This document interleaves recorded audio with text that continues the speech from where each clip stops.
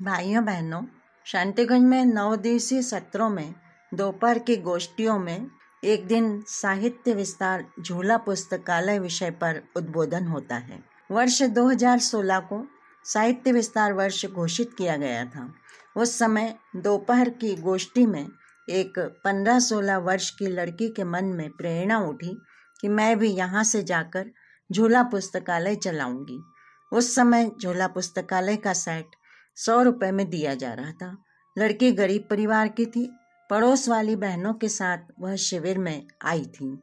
उसने book stall वाले भाई साहब से आग्रह किया कि उसे उधारी में 100 रुपये का सेट दे सके तो घर जाकर राशि भिजवा देगी।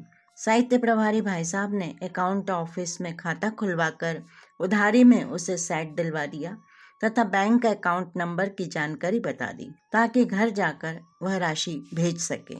घर में जाकर उसने अपनी सहेलियों को साहित्य पढ़ाना शुरू किया। रोज 1 घंटा झोला पुस्तकालय चलाने लगी। उसने जब 100 रुपये का बैंक ड्राफ्ट भेजा, उसके साथ श्रद्धेया जीजी को एक पत्र लिखा। उस पत्र की चर्चा श्रद्धेया जीजी ने साहित्य विभाग के भाइयों बहनों की गोष्ठी में की। श्रद्धेया शैल जीजी ने बताया कि उस बच्ची ने लिखा था कि बुआ जी, जब हमने 100 रुपये शांतिकुंज भेजने की बात अपनी मम्मी से कही तो वे नाराज होते हुए बोली कि बेटी, तुम तो जानती हो कि अपनी आर्थिक स्थिति ठीक नहीं है। तुमने शांतिकुंज जाने की जिद की तो जैसे तैसे पैसों की व्यवस्था करके तुम्हें शांतिकुंज भेजा। अब तुमने 100 रुपये की उधारी भी कर ली, कैसे व्यवस्था करेंगे पैसों की? तब हमने माँ से कहा कि कोई बात नहीं माँ, मैंने योजना बना ली है।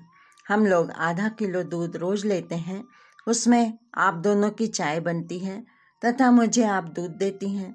मैं 10 दिन तक दूध नहीं पीऊँगी। आप केवल 1 पाव दूध ही मंगाया करो।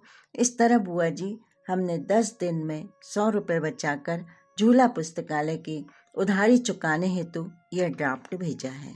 यह कहते कहते श्रद्धेया जीजी की आंखें भर आई। वे कहने लगी, भाइयों, जहाँ ऐसे हमारे त्याग और संवेदना से भरे अंतःकरण वाले बच्चे हैं, वहाँ युग निर्माण कैसे नहीं होगा। युग निर्माण तो विचार परिवर्तन से ही होगा। इसके लिए गुरुदेव के विचारों को जन जन तक पहुँचाना आज की सबसे बड़ी आवश्यकता है। हमें साधना के साथ साथ स्वाध्याय भी करना चाहिए। स्वाध्याय के लिए परम पूज्य गुरुदेव के साहित्य से अच्छा और कोई साहित्य नहीं।